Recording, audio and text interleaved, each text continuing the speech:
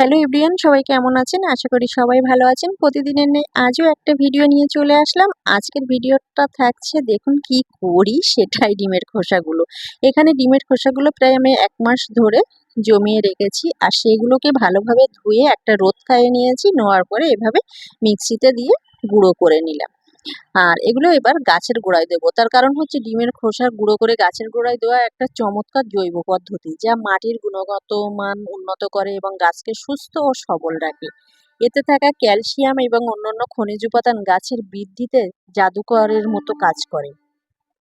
এতে প্রচুর ক্যালসিয়াম থাকে। প্রায় 95% ক্যালসিয়াম কার্বনেট থাকে এবং গাছের শিকড় মজবুত করে। আর এখন সাউন্ড দিচ্ছি আর ট্রেন ঢুকে গেছে। একেবারে ট্রেন রাস্তার সাইডেই আমার বাড়ি। আর এই ডিমের খোসা দিলে না মানে গুঁড়ো করে ডিমের খোসা গাছের চারপাশে ছিটিয়ে দিলে শামুক বা লেদা পোকার উপদ্রব কমে যায়।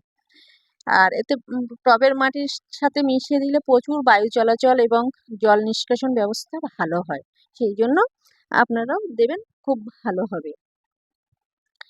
আর ফুল ফল তো খুব ভালো আসবে। এখন ফুল এসেছে আমার এই বেগুন গাছগুলোয়, তার জন্য এখন দিয়ে দিচ্ছি। আর লঙ্কা গাছগুলোয় ফুল আসা ছোট কুঁড়ি এসছে, সেই জন্য এর সাথেই দিয়ে দিচ্ছি। একটু খুসে তারপরে দিয়ে দেবো। আর এর সাথে কিছুটা ভার্মি কম্পোস্ট দিয়ে দিলাম অল্প করে।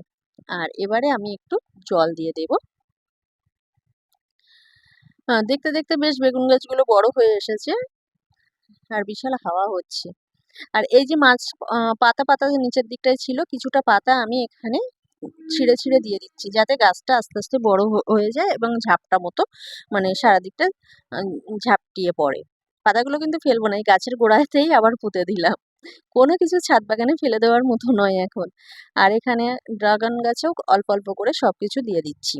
আর কিছুটা এই গাছ ছিল এখানে, তো এই গাছগুলা ঘরের ভিতরে ছিল, শুকিয়ে যাচ্ছে বলে ছাদের উপরে এনে দিয়েছি। আর এর ভিতরেও দিয়ে দিচ্ছি কিছুটা ভার্মি কম্পোস্ট আর ডিমের খোসা। ডিমের খোসার তো গুণমান সবকিছুই বললাম, মানে অপরিসীম, খুব ভালো। এটা মিক্সিতে বা শিলনোড়াতে গুঁড়ো করে নিলেই কিন্তু যেই সেই গুঁড়ো হয়ে যাবে। আর এই যে লেবু গাছের গোড়ায় দিয়ে দিচ্ছি। আর এই লেবু গাছের গোড়ায়ও দুটো বেগুন গাছ দিয়েছিলাম, সেগুলো বেশ বড় হয়েছে আর ফুলও চলে এসছে।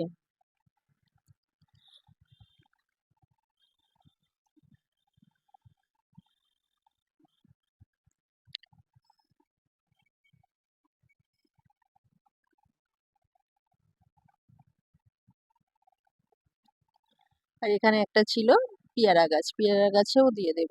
মানে মোটামুটি সব রকম গাছ যা যেখানে ছিল সবকিছুই এর মধ্যে সবকিছু টবের ভিতরে দিয়ে দিচ্ছি। আর এখানে কটা পুঁইশাক গাছ হয়েছিল, সেই পুঁইশাক গাছগুলো তুলে আবার এখানেই দিয়ে দিলাম, কারণ পুঁইশাক গাছ অন্য একটা জায়গা থেকে এখানে নিয়ে এসে দেবো, তার জন্য আর অন্য গাছ দিলাম না। আজ এ পর্যন্তই। নেক্সট দিন আবার কোনো ভিডিও নিয়ে আসবো। যদি ভিডিও ভালো লাগে, লাইক, শেয়ার।